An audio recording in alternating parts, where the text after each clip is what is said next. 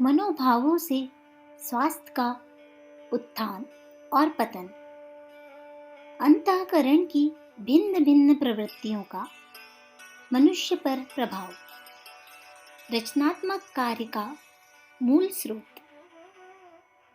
जब तक मनुष्य अपनी भीतरी अवस्था का ध्यानपूर्वक विचार नहीं करता और अपने भीतरी शत्रुओं अर्थात क्रोध, स्वार्थ, चिंता, निराशा, संताप को काबू में नहीं करता, जीवन की निराश एवं क्षुद्र क्षुद्र वासनाओं को मन मंदिर से नहीं निकाल देता, तब तक वह पूर्ण स्वास्थ्य लाभ प्राप्त नहीं कर सकता।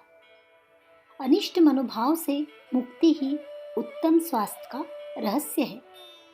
जितना ही मनुष्य स्वार्थपरता को छोड़ेगा और अलौकिक बुद्धि जो बल और योग्यता प्रदान करती है को विकसित करेगा, उतना ही उसके महान सामर्थ्य जागृत होंगे। अंतर्मन की गुप्त शक्तियां प्रकट होगी। अंतःकरण में कोई भी विचार दृढ़ता से जमने पर वे मस्तिष्क में दृढ़ता से अंकित हो जाते हैं। इसके विपरीत अति क्रोध, शोक, चिंता से मन की शक्तियों का ह्रास होता है। जब तुम अपने आप को कोसते हो, अनिष्ट मनोभाव से वशीभूत हो जाते हो, चिंता करते हो, भयंकर व्याधियों को न्योता देते हो और रक्त को अशुद्ध बना देते हो, तुम्हारे गिरते स्वास्थ्य का कारण तुम्हारे अंतःकरण की दुर्बलता है। नीच स्थिति ही तुम्हारे अतुल्य सामर्थ्यों का नाश कर रही है। हम नित्य प्रति के जीवन में अपने मनोभाव के अनुसार अपनी कार्योत्पादक शक्ति को बढ़ाते या पंगु करते हैं। यदि हम सदा पूर्ण स्वास्थ्य, सुख, शांति का आदर्श सम्मुख रखकर उत्तम स्वास्थ्य के लिए प्रयत्नशील हो और यह समझते रहे कि सर्वशक्तिमान परमात्मा के अंश होने से हम आत्मा है, तो हमें वह स्वास्थ्यकर शक्ति प्राप्त हो जाएगी जो हमारे अंतःकरण की निम्न भूमिका में स्थित रोग संबंधी भ्रांतियों को कमजोर कर देगी। क्षुद्र मनोभाव से हम अपने स्वास्थ्य को दुर्बल कर डालते हैं। भ्रम व चिंता हमें कहीं का भी नहीं छोड़ती। हमें चाहिए कि अपने मन से अप्रीतिकर, अस्वास्थ्यकर और बुढ़ापे के विचारों को हटाने का अभ्यास करें। जीवन के कलुषित एवं कष्ट साध्य उपकरणों पर कल्पना को न भड़कने दे। अपने विषय में ग्रहित चित्रों की छाया मनः प्रदेश में न प्रवेश होने दे। आप अपने जीवन में जो कुछ भी करें, जिस ओर अग्रसर हो, अपने मनोभाव उत्तम रखिए और उन्हें केवल उच्च भूमिका में ही विचरण करने दीजिए। व्यायाम के समय हमारे मनोभाव। कितने ही व्यक्ति व्यायाम करते समय अपनी मनोभावनाओं पर किंचित भी ध्यान नहीं देते। वे अपने रगपट्टों को झटक पटक कर थका डालते हैं। डंबल एवं मुग्दर घुमा फिराकर पसीने पसीने हो जाते हैं। घी और बादाम खा खाकर खूब धन व्यय करते हैं, किंतु इन सब से अधिक मूल्यवान वस्तु अपने मनोभावों पर किंचित भी दृष्टि नहीं रखते। उन्हें उचित है कि अपने मनोभाव को भी अपनी शारीरिक उन्नति की कल्पना में लगाए। अपने आप को ऐसे पुष्ट संकेत दे कि रगपट्टों में द्विगुणित वेग से रक्त प्रवाहित होने लगे। अपने उत्तम मनोभाव से जितने अंशों में हम अपनी शारीरिक उन्नति कर सकते हैं, उतनी अन्य किसी बाह्य उपकरण द्वारा नहीं। व्यायाम करते समय यह सोचना चाहिए कि हमारा प्रत्येक अंग सुंदर एवं सुदृढ़ बन रहा है। अंग अंग में स्फूर्ति का संचार हो रहा है। नया जीवन, नया जोश, नया उत्साह प्रवेश कर रहा है। हम अधिकाधिक बलशाली बन रहे हैं। अपनी पुरानी कमजोरियों तथा निर्बलताओं को हम क्रमशः छोड़ते जा रहे हैं। हमारा कायाकल्प होता जा रहा है। हम उच्चतम जीवन में प्रविष्ट हो रहे हैं। इस प्रकार के पुष्ट आत्मनिर्देशों से जितनी शीघ्रता से लाभ होता देखा गया है, उतनी शीघ्रता से घी या दूध से नहीं। स्मरण रखिए, स्वास्थ्य के बाह्य उपकरण आपके अंतर्बल के सहयोग में ही कार्यशील होते हैं। बलों में मनोबल सबका सम्राट है। इस बल को जागृत करने पर ही आप जीवन में सफलता प्राप्त कर सकते हैं। इस महान बल का उपयोग जीवन के हर पहलू में किया जा सकता है। निद्रा के समय हमारे मनोभाव। रात्रि में आपका अव्यक्त मन नई रचनाएं किया करता है। अतः रात्रि में सोने से पूर्व जैसे मनोभाव लेकर हम सोते हैं, उन्हीं के अनुसार हमारा अव्यक्त मन निर्माण कार्य करता है। यदि हम उत्तम, पुष्ट, पवित्र भावनाएं लेकर निद्रा में प्रवेश करें, तो निश्चय ही हमारा अव्यक्त मन उत्तम रचना करेगा।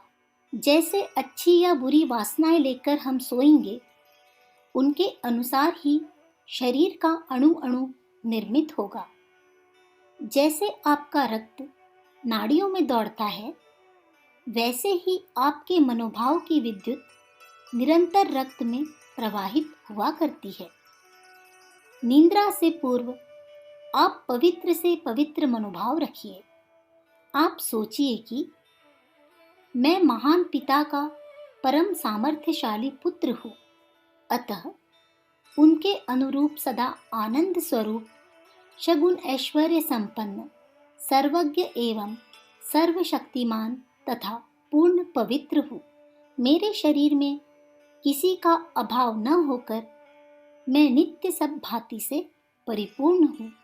इस प्रकार की भावनाओं में रमण करने से आपका अंतर्मन इन्हें दृढ़तापूर्वक ग्रहण कर लेगा। फिर जगत में ऐसी कोई शक्ति नहीं है जो आपके सुख, शांति एवं पूर्ण समाधान का अपहरण कर सके। मनोभावों पर तीव्र दृष्टि रखिए। जो भाव प्रकट करोगे वही अनुभव करोगे। चिड़चिड़ापन या अस्थिरता की भावनाओं से यकृत को अत्यंत हानि पहुंचती है और कोष्ठबद्धता उत्पन्न हो जाती है। चिंतित भावनाओं से हृदय पर आघात पड़ता है। इसी प्रकार क्रोध से मन में भयंकर प्रभाव पड़ता है। इसके विपरीत हंसी खुशी की भावनाओं से शरीर का प्रत्येक अवयव बल प्राप्त करता है। एक सुंदर मुस्कान सैकड़ों दवाइयों से श्रेष्ठ है। खेलकूद, मित्र मंडली में हास परिहास से व्याधि एकदम दूर होती देखी गई है। होम्योपैथिक चिकित्सा में तो विशेष मानसिक स्थितियों का इलाज भी औषधियों से किया जाता है, क्योंकि प्रत्येक बुरी मन स्थिति भी घातक है।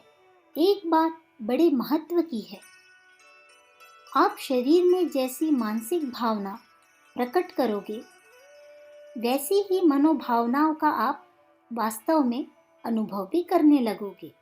यदि तुम दुख की भावनाओं को मुख पर प्रकट करोगे तो अवश्य में तुम क्लांत ही रहोगे। तुम्हारा हृदय किसी अज्ञात पीड़ा से रो उठेगा। यदि उत्साह, प्रसन्नता, खुशी प्रकट करोगे तो तुम सचमुच सुख और प्रसन्नता का ही अनुभव करोगे और असाधारण स्वास्थ्य लाभ प्राप्त कर सकोगे। प्रेम, क्रोध, शोक, करुणा, हास्य, जो भी भाव प्रकट करोगे वही अनुभव भी करोगे। प्रातः काल के मनोभाव। प्रातः काल किसी सुंदर पवित्र भजन का उच्चारण करते हुए उठने से चित्त बड़ा पवित्र बना रहता है, उद्वेग नहीं सताता, काम में बड़ा आनंद आता है, दिल में एक अजब सी मस्ती छाई रहती है। बात यह है कि प्रातःकाल अव्यक्त मन में जैसे मनोभाव दृढ़ कर लिए जाते हैं, पूरे दिन वैसे ही दिन कटता है। यदि कहीं आप क्रुद्ध हो गए तो समझ लीजिए संपूर्ण दिन चित्त व्यग्र रहेगा, बात बात में आप उखड़ेंगे और किसी काम में भी मजा न आवेगा। ईश्वरीय आनंद का भाव संपूर्ण आदि व्याधियों का नाश करने वाला है। ईश्वर मैं ही हूँ, मैं ईश्वर बनकर रहता हूँ, खाता पीता व्यवहार करता हूँ, ऐसी सूचनाएं देने से आनंद का भाव गुप्त मन में दृढ़ हो जाता है।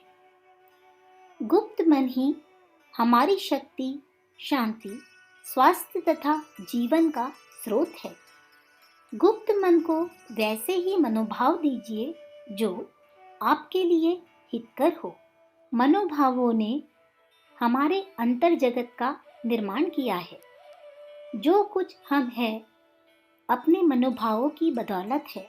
यदि हमारे मनोभाव दुष्ट है तो हमारे साथ नीचता उसी भांति रहती है जैसे व्यक्ति के पीछे छाया। यदि हमारे मनोभाव पवित्र, शुचि, उत्तम है तो हमारे मुख पर उनका दिव्य प्रकाश सदैव दैदीप्यमान रहता है। कार्य करते समय हमारे मनोभाव। जब आप अपने प्रिय कार्य में संलग्न हो या जीविकोपार्जन में व्यस्त हो तो मनोभाव को अपने पक्ष में उत्तेजित कीजिए। काम को एक प्रिय कार्य समझकर कीजिए। बेगार काटने से थकान मालूम होगी और तिल का पर्वत नजर आएगा। चिंता और भय को दूर कर दो।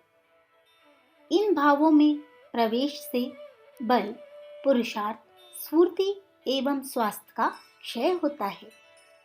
ऐसी भावनाएं दृढ़ करो कि तुम अपना कार्य स्वयं करने में पूर्ण समर्थ हो, उसमें खूब उन्नति कर रहे हो, प्रशंसा के पात्र बने हुए हो। साहस, आत्मविश्वास, बल की भावनाएं प्रदीप्त रखो।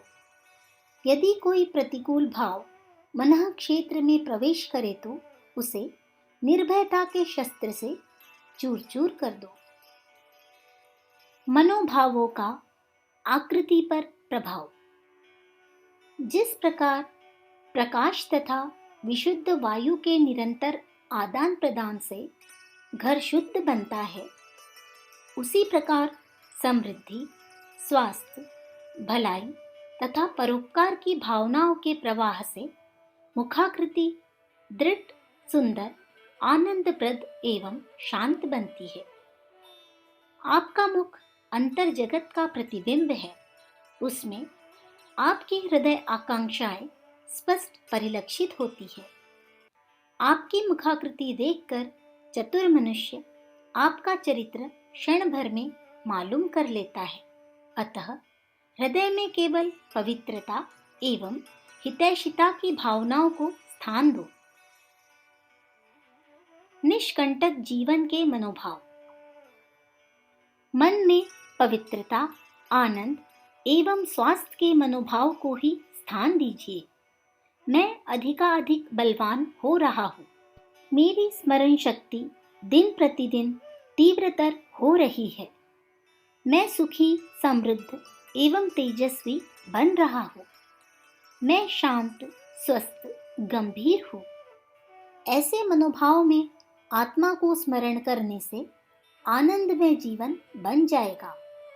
सब प्रकार की दुर्बलताओं एवं दुर्व्यसनों का नाश होगा। अतः मन में पूर्ण आरोग्य स्वरूप होने का प्रयत्न करो। मन में अपना ऐसा भावी मनः चित्र तैयार करो जो सब प्रकार से परिपूर्ण हो, सामर्थ्यशाली हो। मन में सामर्थ्य स्वरूप एवं बल स्वरूप होने की दृढ़ इच्छा करो। मन में शांत और विशुद्ध होने के मनोभाव को ही स्थान दो। सुखी एवं विश्व प्रेमी होने की कल्पना में ही विचरण करो। जो तुम अपने आप से करवाना चाहते हो, मन में उसी प्रकार के मनोभावों को दृढ़ता से जमाओ। विशुद्ध, पवित्र, हितैषी मनोभाव में रमण करने वाला कर्मयोगी बड़े सुख एवं आनंद से जीवन व्यतीत करता है। बुद्धि बल से वह घृणा, द्वेष, शोक, संताप की समस्त भूमिकाओं का परित्याग करता है तथा प्रेम, शुद्ध शांति एवं पवित्रता के मार्ग का अवलंबन करता है। निकृष्ट मनोभाव से पतन। पुण्यस्य फल मिच्छन्तं पापम करोति। सुख समृद्धि युक्त रसीले फल चखने के लिए प्रत्येक व्यक्ति ललायित रहता है, किंतु शोक, महाशोक, जरा जरा सी प्रतिकूलता में वह नित्य प्रति दुख, विषाद के कड़वे बीज मनोभूमि में बोता रहता है। नीम के कड़वे बीज बोकर मीठे आम कैसे प्राप्त हो सकते हैं? भय, चिंता, शंका, दुख, निराशा आदि के मनोभाव को हृदय में स्थान देकर हम सुख की आशा कैसे कर सकते हैं? यदि मनोभाव विषम है तो उसका विष शरीर के प्रत्येक अवयव में प्रवेश कर जाएगा एवं अंगों को शिथिल कर देगा।